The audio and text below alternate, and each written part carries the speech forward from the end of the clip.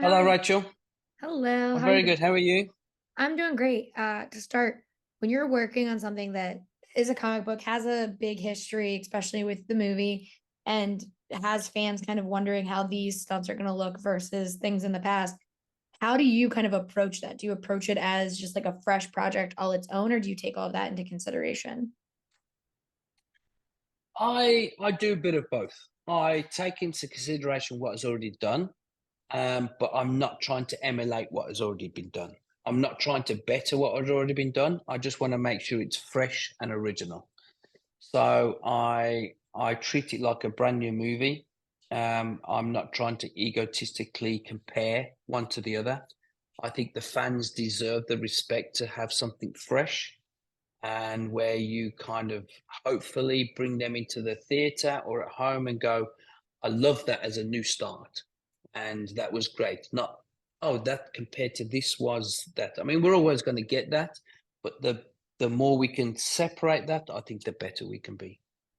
Man, when you have someone like Bill Skarsgård, who he's done action, he's very good at it, but I do think it's very funny because he's so tall that I'm like, how do you kind of map out the stunts with somebody who is that tall? Is it easier, or do you have to kind of navigate like, well, we have to shoot like the stunt is gonna look cool, however, they're gonna have to shoot it back here in order to get him in the shot. Just get tall opponents. It's that tight. Yeah, yeah. No, I mean it's not really that much difficult. It's like you said, it's all about framing, and but I think the way I shoot fights anyway, it's all about framing for the environment and not just for the actor, because there's some beautiful environments that Rupert chose. So we want to showcase that as well. And we don't want to be so tight that we get lost in where we are, because I think that covers us in kind of we're doing that for a reason and cheating the action. So yeah, it didn't really pose a problem to us. When does something like The Crow, which we all associate it with like an iconic piece of imagery, which is like the leather coat and then the makeup. Does something like that like excite you when you see like, okay, well, I'm gonna have to do stuff that looks really cool with this coat because that's kind of what people want to see in the midst of these stunts we're working on?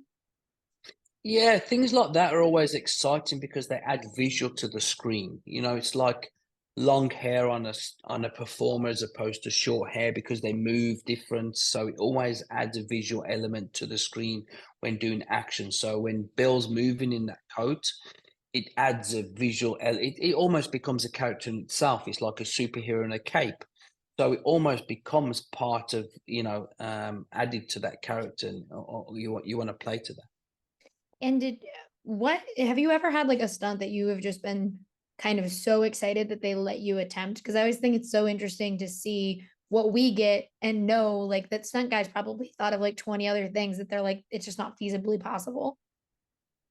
Are you on about for the crow or anything? There's well anything, but like also for the crow. Like you can do both. You can say the crow one Yeah. and then anything that you've wanted to do and didn't get to do. No, we'll keep to the crow. I think without giving too much away, the car chase was really exciting for us to kind of how we get into the car chase was an exciting thing for us to keep it realistic, but also like wow and kind of impactful. So that was really challenging, but in a really exciting way for us. Well, yeah, and does So that well, and does the prep work for that kind of stuff excite you guys as stuntmen? Because I always like seeing the videos where you guys are literally training and it's just like on gymnastics mats. I think that's really fun, but I have to think that the logistics of like a camera and a car chase is almost as exciting as the training part of it. correct. So obviously, everybody's seen that. Well, especially yourselves have seen the the stunt gym and the boxes are the walls and we Mhm. we build the set. We approach this car chase a little bit differently, where I have a visual effects artist on my team, and we built the car chase in an Unreal Engine visual format.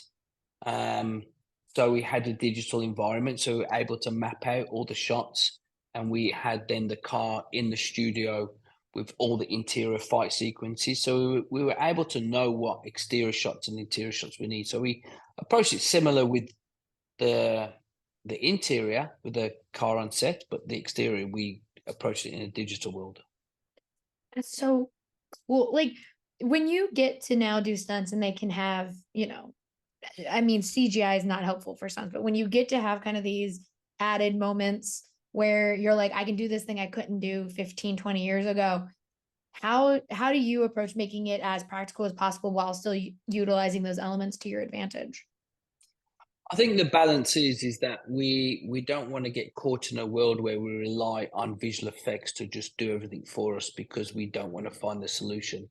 I think there's some very good stunt coordinators there, like JJ Perry and Wade Eastwood and stuff. That I think we like to keep it practical and just rely on the visual effects to enhance what is not possible or to keep it safe.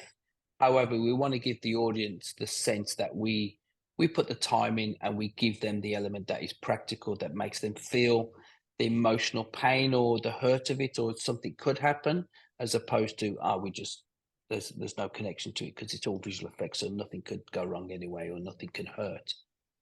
And with, you know, obviously I said earlier, like most people when they think of The Crow, they think of the Brandon Lee movie, but it is a comic book. Do you kind of look at like when you're looking at especially things that have comic origins, the comics to get inspiration of how you would want a fight to kind of play out? Because there is something so specific about a comic panel fight versus like something that you're pulling that has already existed.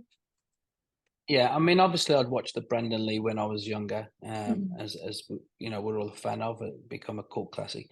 But this one specifically, Rupert had a vision in his mind. He put together a mood board, what he wanted, and then I was lucky enough to get given the graphic novel, and I looked through the graphic novel, and like you said, there was a lot of inspiration from the graphic novel shots on page in them um, drawings as opposed to what you see on film. And we were taking inspiration from that to certain images that we wanted to put in the opera fight and stuff like that, of his look and his character and how he holds himself. So yeah, we definitely took inspiration from that side rather than the movie.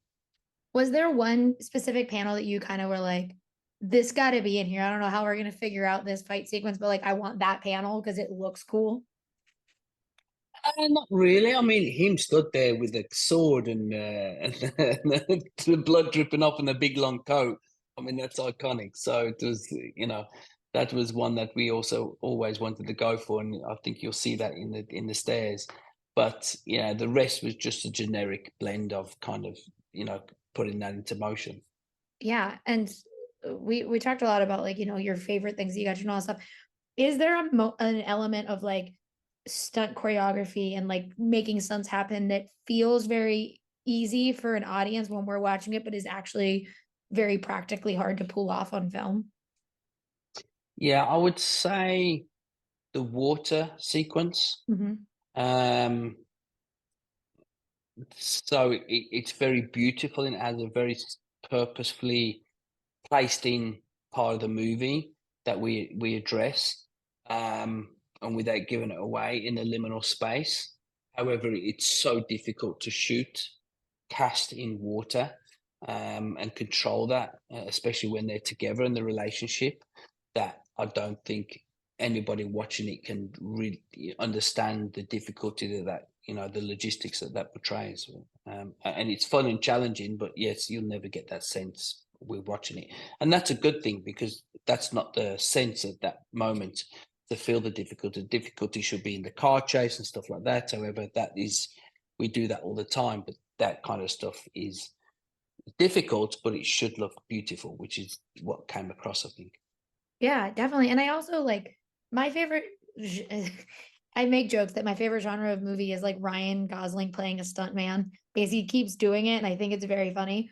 But we do have this trend where it's like actors be always love to say like, "Oh, I did my own stunts."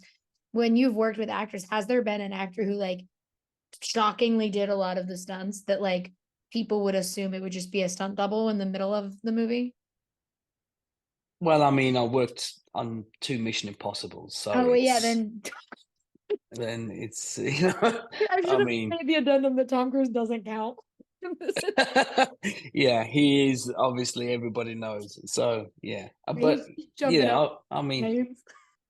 yeah, you can't. He's got a better show reel than any stuntman. So Well, on the flip of it, do you prefer something like that, or do you really like getting your stuntman in there and figuring out the logistics of how you're going to switch off between the actor and the stuntman?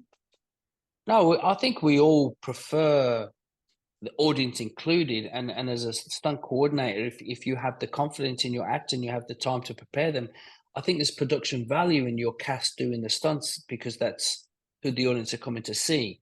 And I think we shouldn't ever notice the stunt double doing it in there. And obviously you have cast that don't want to do it and stuff, and great, and you find the magic of where you kind of fool the audience. But if you can get the cast member and design the action that they do as much as possible, that's a massive payoff. Yeah, if you have Tom Cruise who's willing to just hold on to the side of a plane like this. You've won. For my last question, I want to ask because it is exciting that this is finally coming out. At San Diego, I saw all the posters going and everyone kind of like starting to get excited about The Crow. What for you are you most excited? I know you said the car chase, but what are you most excited for like fans of this graphic novel and the original movie to get to see when they get to go and see this version of The Crow? I think Bill Skarsgård in a whole. I think what he's going to bring to that character and make it his own is just exciting, and Rupert's vision. I think just that. I would hate to say one of my action sequences because my action sequences wouldn't be that without Bill and Rupert's vision. So I think them two key players in themselves are what audience is going to be most excited about, is what they laid out to the departments to make their vision and their character work. Awesome. Thank you so much for talking with me today. I really appreciate it. And I can't wait for everyone to get to see The Crow. Thank you very much, Rachel. Thank you. Thank you. Have a great one. Cool. Bye. Bye bye.